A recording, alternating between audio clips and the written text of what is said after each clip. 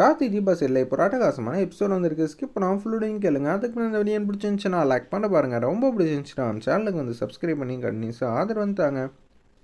Hospital phone வந்ததுனால குடுகுன்னு ஓடி போகிறாங்க. அந்த இடத்துல நம்ம ரம்யா போனோன்னு அங்கே விசாரிக்கிறாங்க.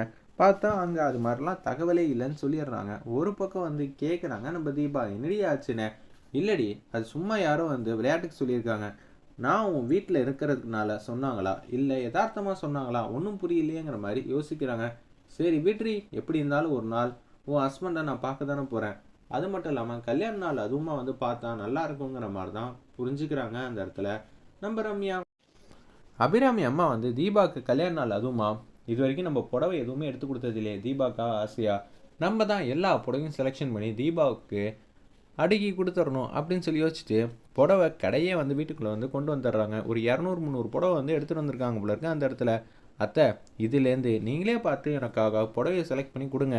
அதெல்லாம் இல்லைம்மா, உன் கல்யாண நாள் அதுமா உனக்கு பிடிச்ச புடவையை தான் நீ எடுத்துக்கணும். அத்தை, நீங்கள் செலெக்ஷன் பண்ணி கொடுங்க அத்தை, நான் அதை பொக்கிஷம் போல் பார்த்துக்கிட்டு இருக்கேன். எனக்கு பிடிச்சதோட எங்கள் அத்தைக்கு பிடிச்சிருக்கிற புடவையை நான் கட்டி பார்க்கணுன்னு எனக்கு ஆசையாக இருக்காதா அப்படின்னு சொல்கிறேன். பெருமிதமாக நினச்சி பார்க்குறாங்க நம்ம தீபாவை. இப்படிப்பட்ட தங்கமான மருமகளையா நான் இது மாதிரிலாம் பண்ணேன். அத்தை, பழசெல்லாம் ஏன் இப்போ பேசணும்? புதுசாக எத்தனையோ விஷயம் மாறிக்கிட்டே இருக்கு. எதுவுமே நிரந்தரம் இல்லை அத்தை.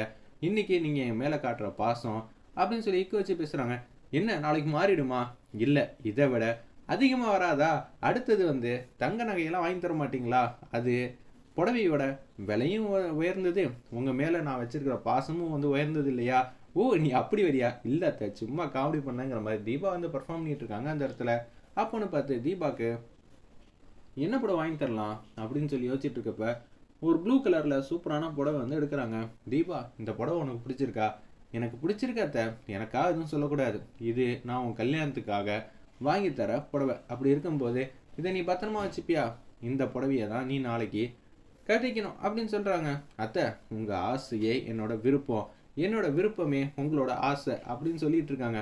தீபா, இங்கே என்ன பேச்சு போட்டியாக நடக்குது? மாமியார் மருமக மாதிரி இருங்க, அதை விட்டு அம்மா பொண்ணு மாதிரி இருக்கீங்க, எங்கள் கண்ணே பற்றாதாங்கிற மாதிரி அந்த இடத்துல மீனாட்சியும் நம்ம மைதிலியும் பர்ஃபார்மன்ஸ் பண்ணிக்கிட்டு இருக்காங்க. இதை கேட்டோன்னா, ஏன் இருக்கக்கூடாதா என்ன? தீபா எனக்கு பொண்ணு போல அப்படின்னு சொல்லிடுறாங்க. ஆமாம் அபிராமி அத்தை எனக்கு அம்மாவே தான். நீ பொண்ணு போலங்கிறதும் நீ அம்மா போலங்கிறதும் ஐயோ என்னால் தாங்க முடியலடா சாமிங்கிற மாதிரி யோசிக்கிறாங்க நம்ம அருணாச்சலம். அந்த இடத்துல இதை காது கொடுத்து கேட்க முடியாமல் ரியா மாட்டுக்கும் அப்படியே உட்காந்துட்டு இருக்காங்க.